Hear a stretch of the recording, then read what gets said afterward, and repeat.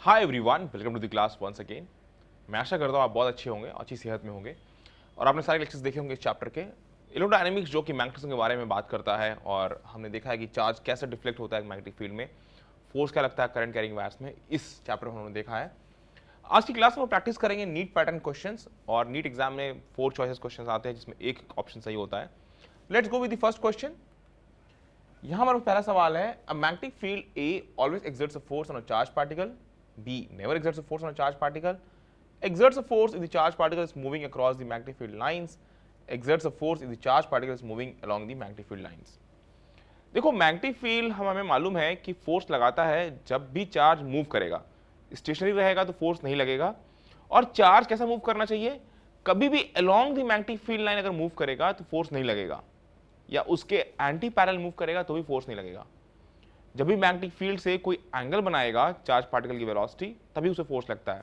तो option A गलत है, क्योंकि चार्ज अगर स्टैटिक होगा तो ये एप्लीकेबल नहीं है। बी नेवर एक्सर्ट्स फोर्स, ऐसा नहीं है, चार्ज पार्टिकल चलेगा तो फोर्स लगेगा किसी एंगल पे।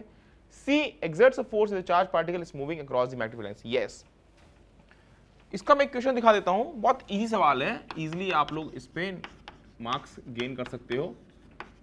तो V क्रॉस B ये जीरो नहीं होगा जब भी V और B के बीच एंगल कुछ ना कुछ होगा। तो ऑप्शन नंबर सी ही हमारे पास है right answer for this question. ठीक है, इस तरह करेंगे हम लोग।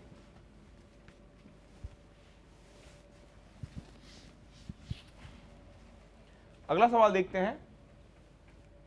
A helium nucleus makes a full rotation in a circle of radius 0.8 meter in 2 seconds. Helium nucleus make a full rotation मतलब कि पूरा का पूरा सर्कल एनसर्कल कर रहा है in a circle of radius 0.8 meter in 2 seconds. The value of the magnetic field induction B in Tesla at the center of circle will be। तो हम लोग पता कर लें कि क्या करंट बन रहा है। ठीक है ना, हीलियम न्यूक्लियस है तो मालूम चल जाएगा कि चार्ज क्या होगा, वो होगा +2e चार्ज। और इसके बाद कैसे निकालेंगे हम लोग, यहां पे देखते हैं। हीलियम न्यूक्लियस इज एनसर्कलिंग, तो मान लेते हैं ऐसे, यहां पे करंट जो बनेगा वो बनेगा I = Q/T। अब Q कितना है हमारे पास, वो है 2e and time period T। Time period जो दिया हुआ है वो दिया हुआ है यहाँ पे 2 सेकेंड।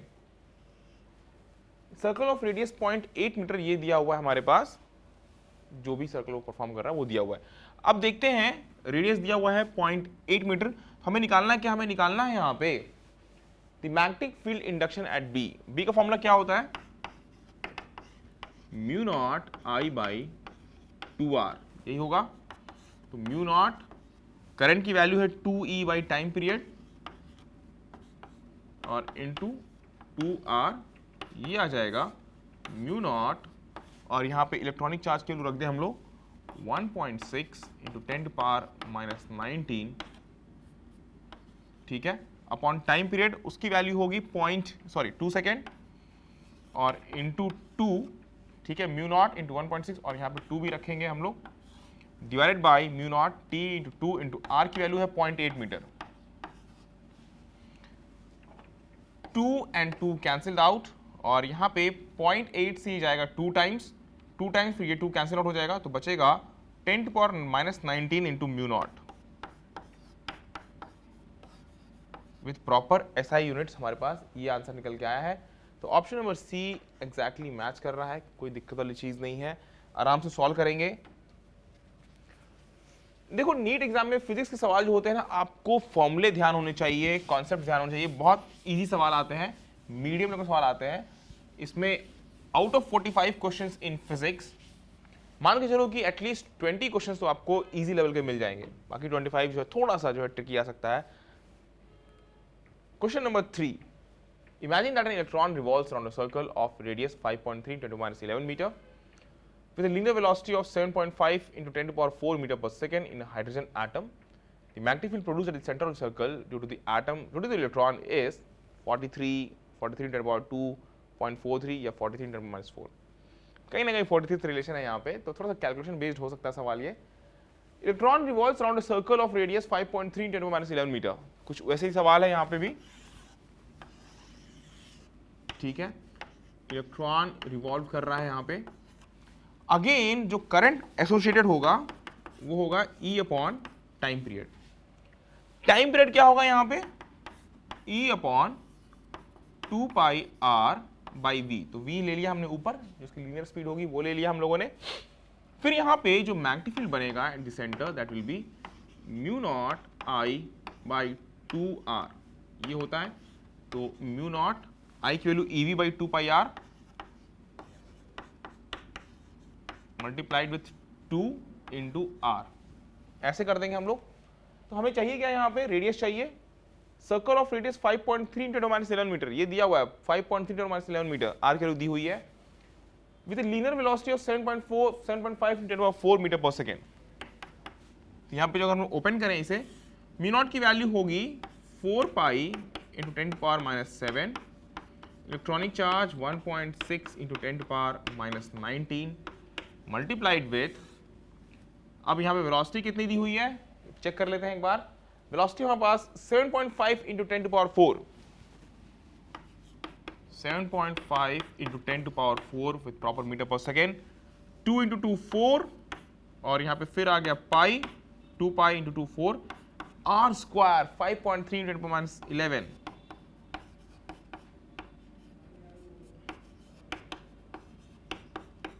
तो -22 हो जाएगा, स्क्वायर कर दिया हम लोगों ने, ठीक है ना। आर इंटू आर स्क्वायर निकल के आ गया यहाँ पे। कुछ चीजें कैंसिल आउट होंगी, 4 पाई 1.6 इंटू 7.5। देखो यहाँ पे एग्जैक्टली कैलकुलेट करने से बेहतर है कि हमें मालूम है कि भाई 43 का टर्म तो आएगा, तो वहां से स्मार्टली देखते हैं कैसे पहुंचेंगे आंसर तक। तो 5.3 इंटू 5.3 मल्टीप्लाइड विथ 10⁻⁷, 10⁻⁻19 -26 हो जाएगा, प्लस 4 यानी कि -22 हो गया। तो -22 और -22 हमारे पास कैंसिल आउट हो जाएगा, तो यहाँ पे 10⁻1 बचेगा, कुछ नहीं बचेगा यहाँ पे। ये बस सॉल्व करना है हमें। तो अगर इसके अप्रोक्सीमेट वैल्यू हम लोग देखें अगर, तो इसको लिख सकते हैं, this will be equal to 16 into 75 divide by 53 into 53। इसको सॉल्व करने के लिए जब सोचो, ये लिख सकता हूं मैं 16 से 3 टाइम्स जाएगा 48, तो 3 पॉइंट समथिंग होगा यहाँ पे, ये जाएगा लगभग 25 टाइम्स, और ये होगा अगेन 2 टाइम्स। हमारे पास बचेगा देखो कितना, 16 to 3 यहाँ बचा 25 टाइम्स, और 25 ये गया 2 टाइम्स, 1/2 लगभग आएगा, 1/2 मतलब 0.5 के आसपास, 0.5 के आसपास मतलब 0.43 के आसपास होगा। तो ऑप्शन नंबर सी यहाँ पे होगा सही जवाब। बाकी कैलकुलेट कर सकते हो इससे 0.43 वेबर पर स्क्वायर मीटर, ठीक है। ये हमने कर दिया, अप्रोक्सीमेट कैलकुलेशन में दिखा दिया, ऐसे करेंगे इसे। तो इस तरह वक्त बचा सकते हैं हम लोग, कैलकुलेशन में डीप जाने की बजाय ऐसे हम लोग टाइम सेव कर सकते हैं।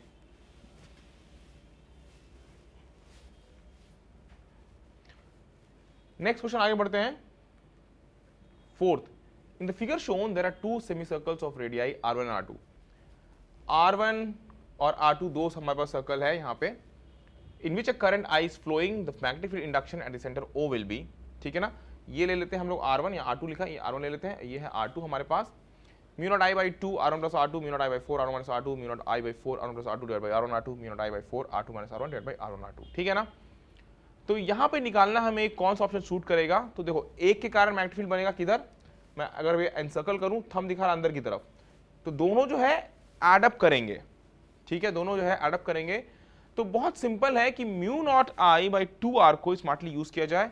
हाफ सर्कल ये है, हाफ सर्कल ये है, ठीक है। तो क्या करेंगे हम लोग, फॉर्मूला टू बी यूज्ड, क्योंकि ये है सेमी सर्कल, सेमी सर्कल है, तो मैं अगर सेमी सर्कल बनाऊं यहां पे R रेडियस का, फुल सर्कल क्या होता है, फॉर अ फुल सर्कल हमें मालूम है कि भाई अभी जस्ट मैंने बताया है कि मैग्नेटिक फील्ड निकल के आएगा, अगर मैं करूं मैग्नेटिक फील्ड, ये करंट इस तरह जा रहा है, तो वो निकल के आएगा magnetic field B equals to mu not I by 2R। तो जस्ट हाफ हो जाएगा, इसका जस्ट हाफ करेंगे, mu not I by 4R हो जाएगा फॉर अ सेमी सर्कल, ठीक है। चलिए यहाँ तक नोट कर लो, मुझे कुछ पार्ट्स मिटाने पड़ेंगे, यहाँ तक नोट कर लो आप लोग, मैं अगले एंड से बताता हूँ, यहाँ तक नोट कर लो।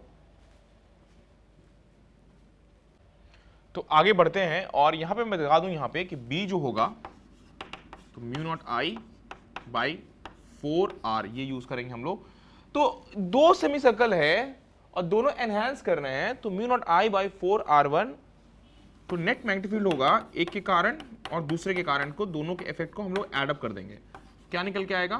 Mu naught I by 4 1 by R1 plus 1 by R2, ये निकल के आएगा।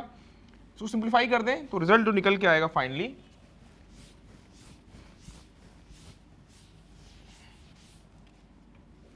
मैग्नेटिक फील्ड निकल के I mu not I by 4 R1 R2 LCM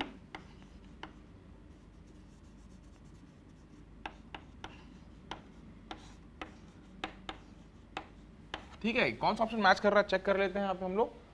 option जो मैच कर रहा है सी ऑप्शन मैच कर रहा है, तो option number C will be the right answer for this.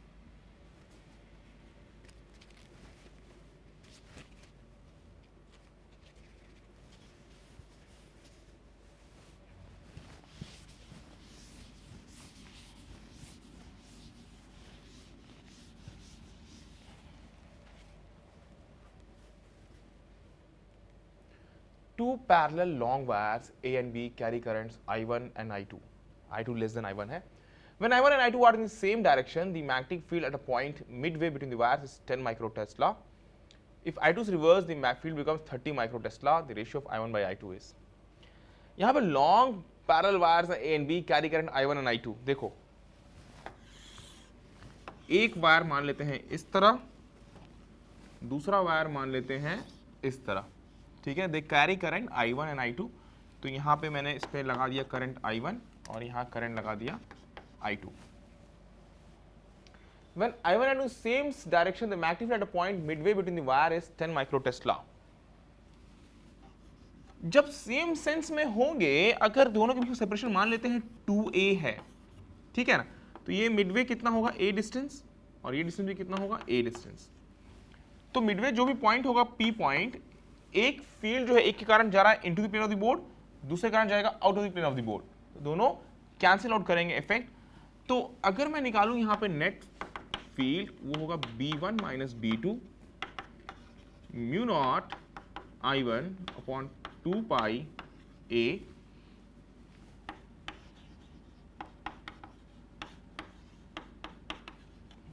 यही फॉर्मूला यूज करेंगे, लॉन्ग वायर है।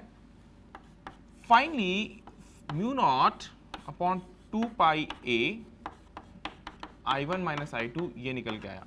और इसकी वैल्यू कितनी है? देखो B1 की वैल्यू कितनी है? B1 की वैल्यू है यहाँ पे हमारे पास same sense the magnetic field at point midway between wires 10 microtesla. इसकी वैल्यू रख दी हम लोगों ने 10 माइक्रोटेस्ला। जब ऑपोजिट सेंस में जा रहा है जाएगा करंट, तो ये मैं दिखाऊं ऑपोजिट सेंस में, हमारे पास फील्ड जो होगा एनहांस हो जाएगा, क्योंकि अब इसके कारण जो फील्ड बनेगा वो भी into the plane of the board और इसके कारण जो बनेगा वो भी into the plane of the board, यानी कि फील्ड एनहांस हो जाएगा, तो फील्ड जुड़ जाएगा।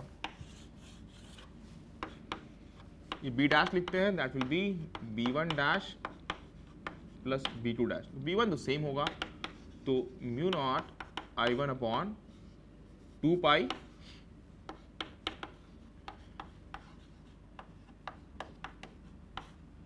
B2 ही रखते हैं, बस B डैश ही रखते हैं क्योंकि दोनों हमें वैल्यूज जोड़नी है। इस बार जोड़ना है तो निकल के आएगा म्यू नॉट I बाई 2 पाई, और यहाँ पे एक चीज I1 प्लस I2, यहाँ पे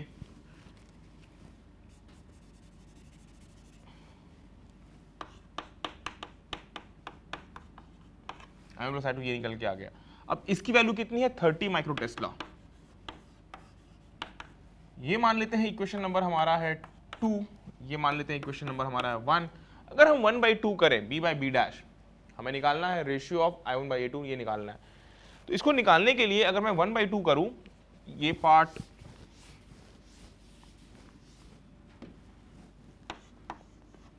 ये हमारे पास है, मान लेते हैं B in the first case BA, ये B डैश, तो B बाई B डैश कर देते हैं, बहुत सिंपल है।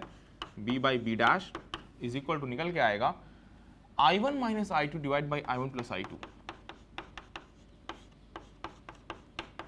Rest all things cancel out हो जाएंगी, और इसके बाद ये आएगा 10/30। ठीक है, सिंप्लीफाई कर लेते हैं, हमें निकालना है I1 बाई I2। क्यों ना इस रेशियो में देखो, अगर मैं I2 से डिवाइड कर दूं ऊपर नीचे, हमें निकालना है I1 बाई I2, तो dividing this term by I2 निकल के आएगा I1 by I2 minus 1 upon I1 by I2 plus 1 is equal to 1/3। यही रेशियो निकालनी है, इसको मान लेते हैं R, इस रेशियो की वैल्यू। तो R minus 1 divided by R plus 1 is equal to 1/3। ये क्या इधर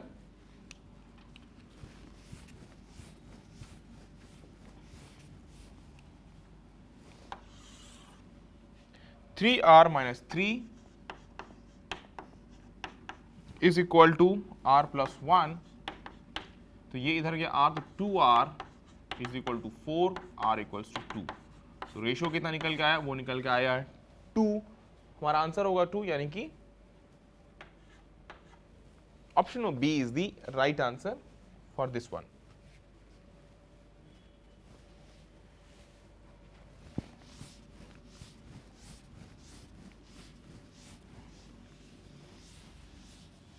चीज़ें तो समझ में आ रही है, क्लियर हो रहा है, ज़्यादा कोई दिक्कत वाली चीज़ नहीं होनी चाहिए। और नीट में ज़्यादा टफ सवाल नहीं आता है, आपको बेसिक्स मालूम है, आप कर लेंगे।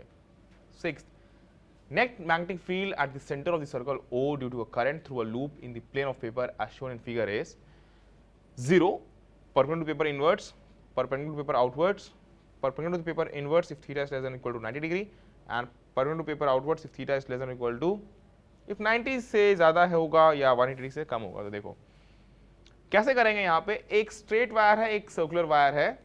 ये सर्कुलर वायर बना रहा है angle theta eight the centre, दिख रहा है, ये सर्कुलर वायर है, ये आर की तरह बना रहा है angle theta eight the centre. हमें मालूम है कि एक करंट कैरिंग सर्कुलर लूप वो मैग्नेटिक बनाता है mu not I by 2R।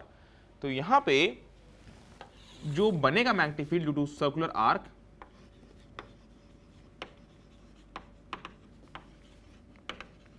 Magnetic field due to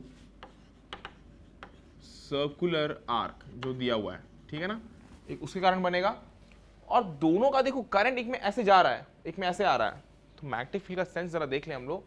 ये करेंगे आर्क करेंगे तो हम लोग पास इसमें जो फील्ड जो जाएगा वो होगा आपकी तरफ, और इसके कारण जो फील्ड बनेगा, एक मिनट, ये मैंने दिखा दिया ऐसा, ये फील्ड बनेगा आपकी तरफ, और ये फील्ड अगर हम करेंगे तो ये फील्ड जाएगा इस वायर के कारण, स्ट्रेट करंट कैरिंग वायर के कारण ये फील्ड जाएगा अंदर की तरफ। क्योंकि हम कर्ल करंट इस तरह कर दिखाएं, मेरा फिंगर जा रहा अंदर की तरफ, तो ये बनेगा ऐसे, एक बाहर की तरफ एक अंदर की तरफ। तो जीरो होगा कि परपेंडिकुलर टू पेपर इनवर्ट्स, तो हमें क्या दिख रहा है यहाँ पे, और परपेंडिकुलर टू पेपर आउटवर्ड्स। तो बी या सी से कोई एक ऑप्शन हो सकता है, या जीरो भी देखते हैं क्या दोनों को कैंसिल आउट करेंगे। हमारे पास दिया हुआ है shown figure is theta is less than 180, ये तो चीज दिया हुआ है। Net magnetic field centre of due to current carrying through loop in the plane of paper. हमें नेट मैग्नेटिक फील्ड के बारे में चर्चा करनी है। एक बात तो श्योर है, या तो बी, सी या ए में कोई एक ऑप्शन हो सकता है। उसके बाद दिया perpendicular paper inverts if theta less than 90 degree and perpendicular paper outwards if this, ये भी कंडीशन हो सकता है। तो चेक करना पड़ेगा हमें थीटा पे कैसे डिपेंड कर रहा है। Theta is less than 180 degree ये दिया हुआ है, theta by 2 pi into mu not I by 2R, जो भी R उसका रेडियस है हमने वो ले लिया है। अब भाई R रेडियस है, ये R है, देखो ये R है, हम ले रहे हैं कुछ इस तरह, ये डिस्टेंस, ये कितना हो जाएगा, ये हो जाएगा थीटा बाई 2। भाई ये 90 है तो ये लेंथ कितना होगा, ये लेंथ अगर D है तो D will be equal to R cos theta by 2, ठीक है ना। तो now magnetic field due to straight wire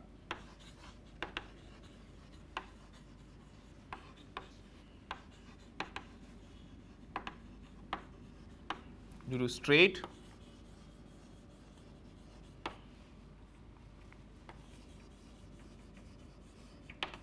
current carrying wire, ये निकालते हैं हम लोग। भाई इसके कारण मैग्नेटिक फील्ड कैसे निकलेगा वो देख लो। D दिया हुआ है तो वो आ जाएगा, अगर मैं यहाँ B2 लिखूं, इसकी वैल्यू रखते हैं B1 B2, तो mu not I upon 4 pi D sine theta 1, और यहाँ पे थीटा ऑलरेडी हमने यूज़ किया हुआ है, ऐसा करते हैं साइन फाई 1 यूज़ करते हैं, ज़्यादा अच्छा रहेगा। Sine phi 1 plus sine phi 2 ये यूज़ करेंगे हम लोग। तो यहाँ पे जो निकल के आएगा इज इक्वल टू डी की वैल्यू हमें रखनी है, डी की वैल्यू मैंने बताई है कि वो हो जाएगा r cos theta by two. तो mu not I upon 4 pi r cos theta by two into sine phi one plus sine phi two, वो हो जाएगा हमारे पास साइन फाई वन, वो हो जाएगा sine theta by two plus sine theta by to, यानी कि 2 साइन थीटा बाई टू। कैसे कर रहे हैं? Hope that you have seen all the lectures. वहां से निकाला हम लोगों ने कि भाई एक एंड बना रहा है ये angle theta by to, automatically ये एंगल थीटा बाई टू मैंने शो कर दिया, sine theta plus sine theta two यानी 2 साइन थीटा बाई टू। तो ये कितना आ जाएगा 2 साइन थीटा बाई टू, यहाँ पे कॉस थीटा बाई टू है, तो क्या हम लोग इसे लिख सकते हैं tan theta by two, not an issue. तो ये निकल के आएगा यहाँ पे B2 is equal to mu not I upon 2 pi R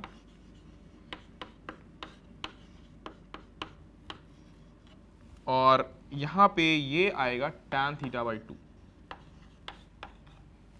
mu naught I by 2 pi R, यहां पे है mu not I by 2 pi R theta by 2 pi. तो एक तरफ tan थीटा बाई 2 पाई का फैक्टर है, एक तरफ थीटा बाई 2 पाई का फैक्टर है, तो यहां पे मैं B1 की वैल्यू रख देता हूं और दोनों कंपेयर करते हैं, फिर कैसा रहेगा theta by 2 pi into mu not I by 2 are. तो mu not I by 2 r अगर मैं अलग से रख लूं, फिर और टर्म्स कंपेयर करते हैं थीटा बाई 2 पाई, और इसको अगर लिखें हम B2 को लिखें अगर, तो mu not I by 2 R, ठीक है, mu not I by 2 R, और यहाँ पे ये टर्म लिख सकते हैं हम लोग म्यू नॉट आई, अच्छा ये पाई भी बाहर ले सकते हैं, mu not I by 2 are तो है ही, और mu not I by 2 R और पाई बाहर ले लेते हैं, ये पाई हम लोग बाहर ले लेते हैं, तो 2 आर पाई लिख देते हैं, 2 आर पाई, यहाँ पे भी देख सकते हैं mu not I by 2 are pi, ठीक है, तो टैन थीटा बाई टू, ये टर्म आ गया हमारे पास, mu not I upon 2 are pi लिख दिया, तो थीटा बाई हमारे पास बचेगा क्या, थीटा बाई 2 बचेगा। इसी तरह यहां क्या लिखा है mu not I upon 2 are pi और यहां होगा टैन थीटा बाई 2, ठीक है। तो अब चेक करना है हमें कि वैल्यूज किसकी ज्यादा है किसकी बड़ी है, या कब ज्यादा कब बड़ी होगी, ठीक है ना, वो मैं बताता हूं उधर डायग्राम में, ये जरा लिख लो यहाँ पे, यहाँ तक नोट कर लो, मैं डायग्राम बताता हूं वहां अगले पार्ट में। ओके, अब देखो फॉर्मूला तो मैंने बता दिया, ये दोनों फॉर्मूला लिख लिए होगे। तो अब ये हम चेक कैसे करेंगे कौन सा बड़ा है कौन सा छोटा है, क्योंकि हमें प्रॉब्लम क्या हो रहा है कि यहाँ पे mu not I by 2 pi R theta by 2, mu not I by 2 pi R tan theta by 2। तो एक बार क्या करो ना, क्योंकि डी ऑप्शन ऐसा है कंफ्यूजिंग कि क्या होगा थीटा लेस देन 90 डिग्री और थीटा एक बार जब 90 से 180 के बीच हो, दोनों बार क्या करो, थीटा को एक बार ले लो 60 डिग्री और एक बार ले लो 150 डिग्री, कन्वीनियंट आ जाएगा स्टेप, और हम दोनों ऑप्शन चेक करेंगे कि ये वाला जो वायर का फैक्टर है वो डोमिनेट करेगा, उसके कारण नेट मैग्नेटिक फील्ड ज्यादा बनेगा हमेशा compare to this circular arc. तो यानी कि नेट मैग्नेटिक फील्ड होगा वो हमेशा परपेंडिकुलर पेपर इनवर्ट्स। तो हमारे पास क्या आएगा आंसर, ऑप्शन वो बी आएगा राइट आंसर इसके लिए। कैलकुलेशन इन्वॉल्व था, थोड़ा लंबा था, but it's okay.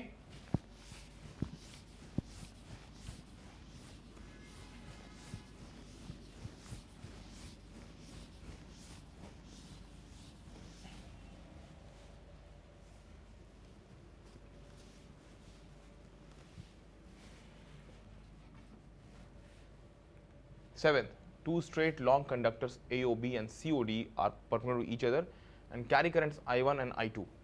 The magnitude of the magnetic induction at a point P at a distance A from the point O in a direction perpendicular to the plane ABCD is ABCD, यहाँ पे हमें 4 option है दिए, हमें check करना है।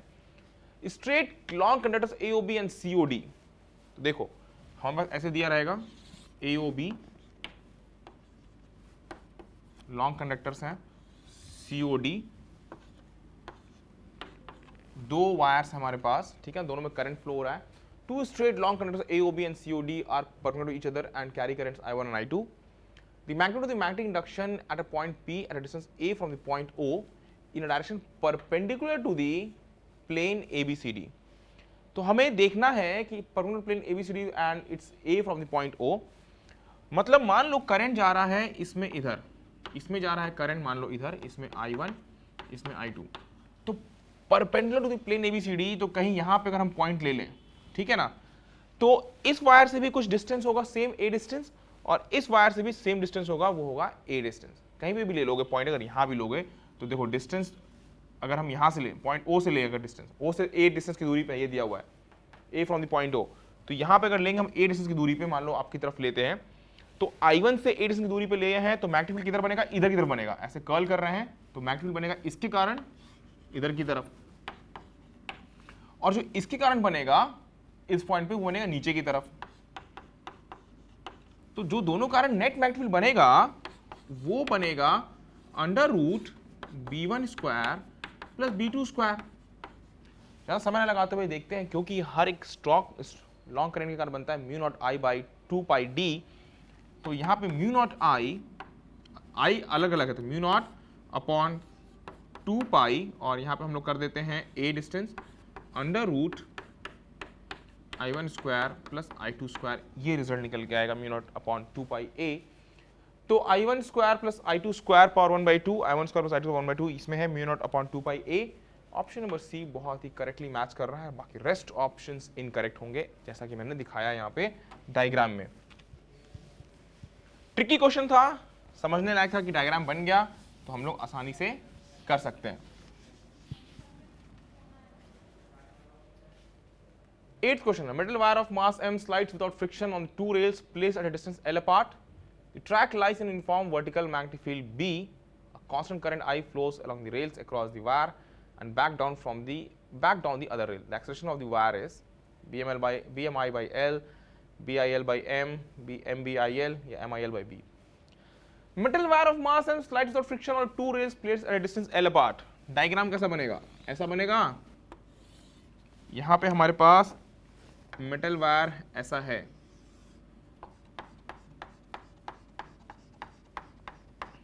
ठीक है, ये स्लिप हो रहा है इस पे। The track lies in a uniform vertical magnetic field B.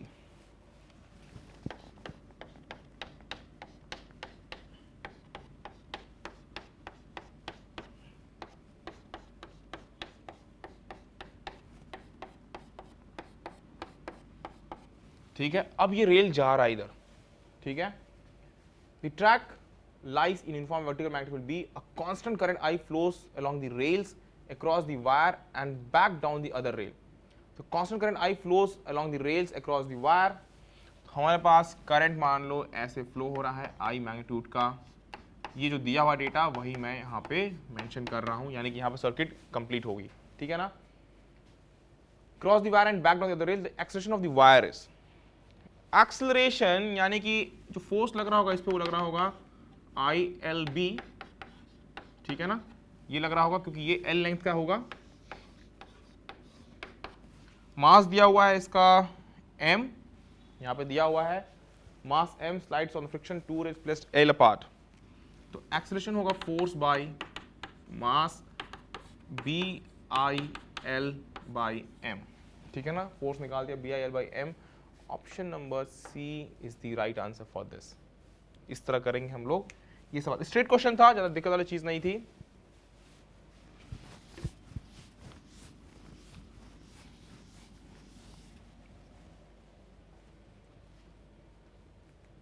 A current loop in a magnetic field can be in equilibrium in two orientations, one is stable while the other is unstable. B experiences a torque whether the field is uniform or non-uniform in all orientations. C can be in equilibrium in one orientation. D can be in equilibrium in two orientation, both the equilibrium states are unstable.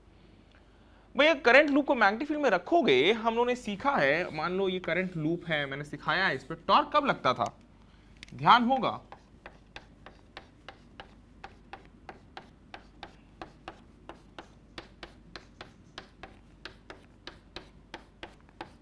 भाई torque तो तभी लगेगा ना जब ये कोई angle बनाएगा magnetic field से, इसका प्लेन कोई एंगल बनाएगा मैग्नेटिक फील्ड से। टॉर्क क्या था, torque equals to M cross B। M जो होगा वो होगा एरिया वेक्टर के अलॉन्ग। तो अगर मेरा A ऐसा है, मैग्नेटिक फील्ड से पैरेलल हो जाए एरिया वेक्टर, तो कोई भी टॉर्क नहीं लगेगा। तो जरा बी ऑप्शन पढ़ते हैं, experience torque whether the field is uniform non uniform in all orientation. नहीं भाई, अगर हमारा एरिया वेक्टर फील्ड के अलॉन्ग हो जाए तो कोई टॉर्क नहीं लगेगा, बी गलत है। Can be equilibrium in one orientation, भाई चाहे ओरिएंटेशन ऐसा हो चाहे इसे जस्ट उल्टा कर दो, ठीक है ना, तो हमारे पास टॉर्क तब भी नहीं लगेगा। Can be equilibrium in two orientation, both equilibrium states are unstable. ठीक है, और ए ऑप्शन क्या है, can be equilibrium in two orientation, one stable while the other is unstable. ठीक है, हमारे पास ये दिया हुआ है can be equilibrium in two, क्योंकि होगा क्या कि एक बार एरिया वेक्टर जाएगा हमारे पास इस तरह, और एक बार एरिया वेक्टर बनाएगा minimum maximum angle that is 180 degree, एक बार 0 डिग्री, तो दोनों बार चेंज हो रहा है। ठीक है ना, तो एक बार स्टेबल इक्विलिब्रियम होगा, एक बार अनस्टेबल होगा, तो can be equilibrium in two orientation, one stable while the other unstable. Yes, दो ओरिएंटेशन कौन सा, एक बार इस तरह रखा हुआ, एक बार उल्टा कर दो, तो एरिया वेक्टर क्या बनाएगा, फिर मैक्सिमम एंगल बनाएगा। ठीक है ना, तो फिर पोटेंशियल एनर्जी चेक करेंगे, पोटेंशियल एनर्जी होगा हमारा माइनस m डॉट बी, वहां से एक बार stable zero negative potential energy, एक बार अनस्टेबल होगा। ठीक है ना, maximum potential energy.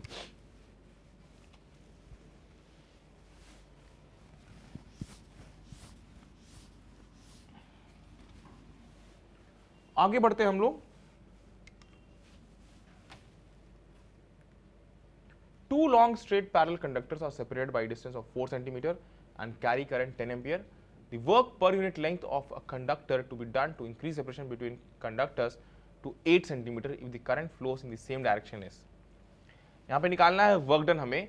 Two long straight parallel conductors are separated by a distance of 4 cm and carrying current 10 ampere. देखो, ये रहा हमारे पास एक लॉन्ग कंडक्टर, इस पे करंट है 10 एम्पियर। अब इसके फील्ड में हमने एक अदर वायर रखा हुआ है इससे 4 सेंटीमीटर की भाई दूरी पे। ठीक है, इस वायर को अगर मैं प्रोड्यूस करके यहां पे कहीं बीच में ले आता हूं और फिर मैं फाइनली इसको 8 सेंटीमीटर की दूरी पे रख देता हूं। ठीक है, मान लेते हैं जब ये 8 डिस्टेंस की दूरी पे है तो इस पे फोर्स क्या लग रहा होगा, इस पे करंट भी आई है तो लग रहा होगा आई। लॉन्ग है, सबसे पहले ये लॉन्ग है तो फोर्स पर यूनिट लेंथ अगर हम ले, एक स्मॉल लेंथ ले लें यहाँ पे dl लेंथ, तो इस पे जो स्मॉल फोर्स लग रहा होगा df, वो लग रहा होगा i into dl into b, ये निकल के आएगा r डिस्टेंस पे। ठीक है, अब हमें क्या करना है, वर्क डन निकालना है यहाँ पे। The work per unit length of a conductor to be done to increase the separation between conductors to 8 cm. Work done per unit length. तो हम क्या करें, फोर्स जो पर यूनिट लेंथ लग रहा है उससे निकालेंगे। तो work done to increase the distance from small r distance to dr distance, वो हो जाएगा df, स्मॉल फोर्स जो लगा, ये df की बजाय देखो, df की बजाय हम लोग क्या करते हैं f डैश ले लेते हैं, क्योंकि वर्क डन ऑलरेडी पर यूनिट लेंथ है तो वो ज्यादा अच्छा रहेगा। f डैश ले लेते हैं ताकि हमें प्रॉब्लम ना हो इसको सॉल्व करने में। ठीक है, ये हो गया। अगर दोनों सेम डायरेक्शन में जा रहे हैं तो इसका मैग्नेटिक फील्ड जाएगा अंदर की तरफ और ये इस पे फोर्स लगेगा IL cross B, attractive force. आप जब इधर बढ़ा रहे हो, you have to increase its potential energy. Work done, जितना वर्क डन करोगे बहुत ही आसान समझ में आओ कैसे करना है। तो I dl into B dot dr, ये हो जाएगा I dl और B की वैल्यू हो जाएगी mu naught I by 2 pi R dr, ये निकल के आ गया। I स्क्वायर आ जाएगा mu not I square dl upon 2 पाई और ये dr बाई r। ठीक है, इंडिकेट कर देते हैं टोटल वर्क डन निकालने के लिए। इंडिकेट करेंगे हम r को 4 से लेके 8 सेंटीमीटर तक। ठीक है, अब तो निकल के आ जाएगा, ये स्मॉल वर्क डन था और इंटीग्रेट किया तो total work done W dash आ गया। ठीक है, W done per unit length वो हो जाएगा म्यू नॉट, और म्यू नॉट के टर्म्स में आंसर नहीं है तो हमें यहाँ ओपन करना पड़ेगा 4 पाई इंटू 10⁻⁷ अपॉन 2 पाई। ठीक है, I स्क्वायर, I की वैल्यू दी 10 एम्पियर, 4 सेंटीमीटर था इनिशियल सेपरेशन, तो 10 स्क्वायर, मैं ऐसा करता हूं थोड़ा इसको इधर लिख देता हूं, इसकी जरूरत नहीं है अब हमें।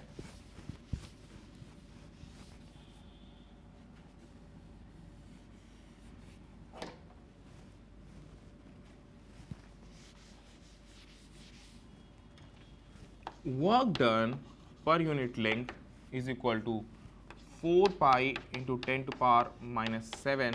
ठीक है, I square that will be 10⁻² into dl upon 2 pi integration of 1 by r हो जाएगा ln r 8 और यहाँ 4, so ln 8 l minus ln 4 ln 8 by 4 that will be giving you ln 2. so ये आ जाएगा 2 into 10 to power minus 5 ln 2, ये निकल के आ जाएगा 2 into 10 power minus 5, that is log 2 base e. Option number A is the right answer. अच्छा वो सवाल था, थोड़ा सा टाइम था सवाल सॉल्व करने के लिए, तो मैं बता देना चाहता हूँ कि नीट एग्जाम में सवाल कुछ ऐसे आते हैं जिसमें कैलकुलेशन इन्वॉल्व होता है, ठीक है ना, उसके लिए तैयार रहना चाहिए हमें। Advice to you all, practice more questions, solve previous and NEET questions, जो बहुत हेल्पफुल साबित होंगे आपके लिए, ठीक है। आई होप कि चीज़ें समझ में आई हैं। मैं अगले क्लास में कुछ और नए कॉन्सेप्ट्स साथ मिलूंगा। Hope you are enjoying physics lectures with me and I wish you all the very best.